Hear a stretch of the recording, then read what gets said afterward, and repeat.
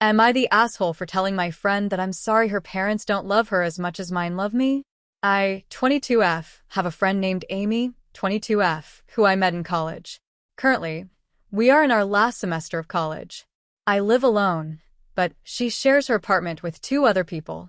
We never really spoke about our finances much, but I know that our parents currently pay our rent. The issue started when we talked about our plans. I told her that I'm probably going to get a job and do my master's at the same time so that I can save up a little, but also finally have my own money to spend on some things that I love and travel. She laughed at me and asked me what kind of salary I expected while working part-time to be able to afford all that. I shrugged and said I didn't have any expenses that I'd need to cover really, just food, and that's it. She looked shocked and asked me about rent and stuff, and I said my parents would be paying for it. She then went on a rant about becoming an adult, how she can't wait to be independent, how she doesn't want to take money from her parents and stuff like that.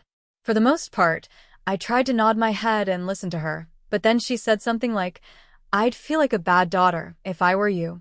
And that made me feel embarrassed.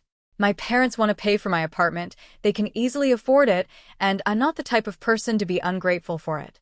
I spend a lot of time with them. I know they don't lack money for anything, they travel, own their house, and have a good retirement plan. They don't mind paying for me, and I don't mind taking it. We have a good relationship. I know this won't be forever, and I don't expect it to be. Just a few years until I finish my degree and get a higher-paying job. I got annoyed and told her to drop it.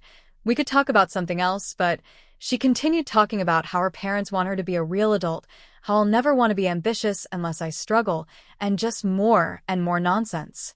Not sure how important it is, but between the two of us, my grades are significantly better and I'm a few exams ahead of her in terms of passing this semester.